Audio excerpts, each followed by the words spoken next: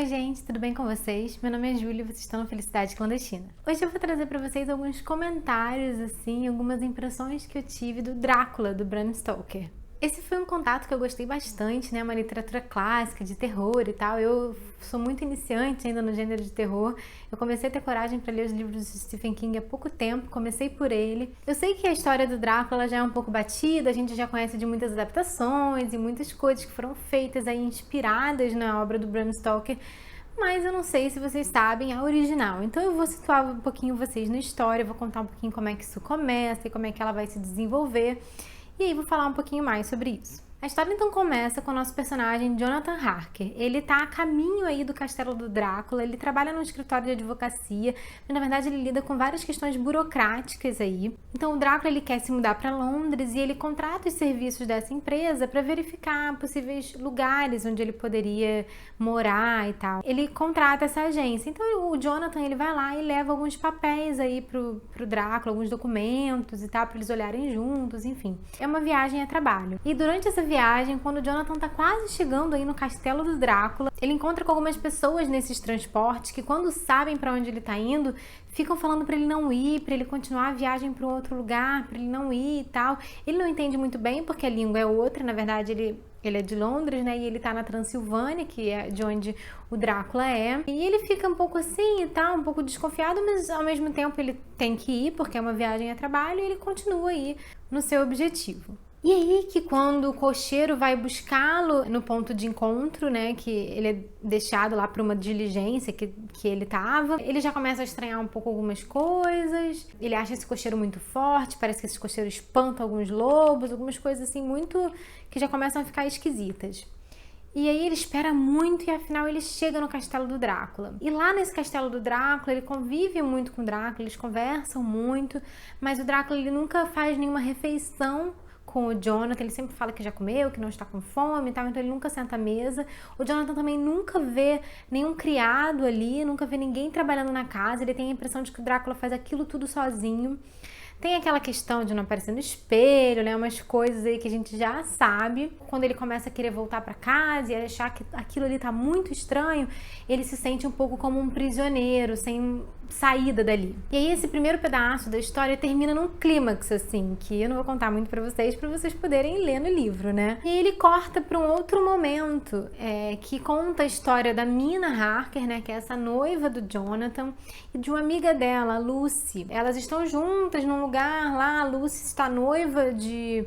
Está noiva não, acho que ela tem alguns pretendentes em vista, mas tem um que é o preferido dela. Enfim, trata delas duas. E a Lucy tá passando por uns episódios de sonambulismo e ficando muito doente. As pessoas não sabem muito o que tá acontecendo. Então aqui é um outro núcleo da história que futuramente isso talvez se junte aí em um grande núcleo onde eles vão solucionar alguns problemas. Eu acho que não dá pra comentar muito mais sobre a história sem entregar muito, mas a gente vai ver personagens interessantes. Um desses personagens, então, é um médico que também é pretendente dessa Lucy. Ele trabalha no manicômio e trata de alguns pacientes. Tem um paciente que é muito curioso, assim, que eu acho que ajuda muito na história, que faz a gente ficar um pouco com aquela curiosidade acerca do que se dá ali com aquele paciente. Tem também, em algum momento do livro, a entrada do Dr. Van Helsing, né, que é descrita de uma maneira muito interessante aqui. Ele é muito sagaz, ele sabe de tudo, assim, tipo... É uma pessoa muito inteligente, que sabe de diversos assuntos, é muito expansiva essa inteligência dele. Ao mesmo tempo, ele tem uma dificuldade com a língua, né? A gente vê um pouco na escrita que o inglês dele é um pouco precário, né? Na tradução dá pra mostrar isso, quando ele... Porque, na verdade, esse é um romance epistolar, né? Ele é contado em forma de cartas, de relatos, de diários, de recortes de jornais, assim, notícias, enfim. É bem interessante, porque em algum momento tem um personagem que vai juntar tudo isso e vai transformar no livro. Então, é uma personagem importante, né? E aí cada um desses personagens tem uma importância interessante no livro, eles são bem trabalhados. A visão da mulher, então, é muito complicada aqui. A gente tá numa época em que havia muito machismo, isso não era problematizado ainda como é hoje. Então, quando uma mulher era muito inteligente ou tinha alguma coisa assim, eles falavam no livro que ela tem o cérebro de homem, o que... Meu Deus, né?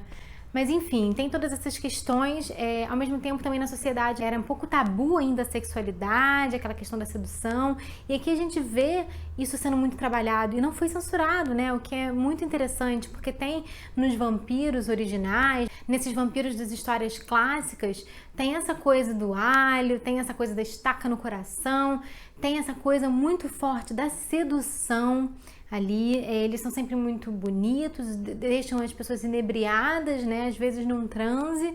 Então isso é muito interessante, a forma como isso é trabalhado é bem sexual, essa parte. O Drácula é um dos primeiros livros de vampiro, mas não é o primeiro, então já havia nos folhetins e outras publicações anteriores de vampiros que falavam dessa criatura, né? Mas eu acho que depois do Drácula, que eu acho que imortalizou essa figura do vampiro, enfim, até o nome propriamente dito, a gente já viu tanta coisa, tanta adaptação, tanta coisa que foi inspirada nessa figura, enfim, nesse mito, que eu senti um pouco, eu achei que o final fosse ser mais interessante, que o vilão do Drácula, né, assim, aquela maldade, aquela coisa, fosse ser muito mais forte do que era essa figura dele. Mas, enfim, eu acho que ele constrói muito bem esses personagens, o suspense que tem antes do aparecimento do Drácula é ótimo, deixa você, assim, ansioso e tenso ao longo da leitura, te dá muita vontade de ler, as páginas correm de forma muito rápida, é um livro que você consegue devorar, porque ele é muito bem escrito. Inclusive, num dos extras do livro, que é uma carta do Arthur Conan Doyle ao Bram Stoker, a gente vê ele falando ali o quão impressionante é que o Bram Stoker tenha conseguido, em tantas páginas, prender a atenção do leitor. Porque não é um livro pequeno, né? Você vê que é bem gordinho. Eu sei que tem várias páginas de extras, né? Digamos que é mais ou menos isso aqui, mas mesmo assim a história em si é grande e mesmo assim a gente consegue ficar ali vidrado na história e amarrado até o final. Isso já naquela época, né? Então é bem legal, eu acho que vale a pena dar uma chance. Então é isso, gente. Hoje falei um pouquinho aí das minhas impressões acerca do Drácula, do Bram Stoker. Eu espero que vocês tenham gostado. Eu gostei muito dessa leitura. Fica a minha indicação para vocês. Se vocês já leram, comenta aqui embaixo o que vocês acharam. Me diz se faltou falar alguma coisa muito importante que talvez tenha deixado de fora. Que a gente pensa tanto no que vai falar e chega na hora, às vezes, escapa algumas coisas, né? Mas enfim, esse é um pouquinho do que eu tinha para trazer para vocês. Eu vou deixar também as minhas redes sociais aqui embaixo, se vocês quiserem me acompanhar por lá. Eu publico quando eu termino uma leitura, quando eu tô lendo no Scoob, no Instagram, então eu movimento bastante aquilo ali. Então é isso, a gente se vê no próximo vídeo. Um beijo enorme, tchau, tchau!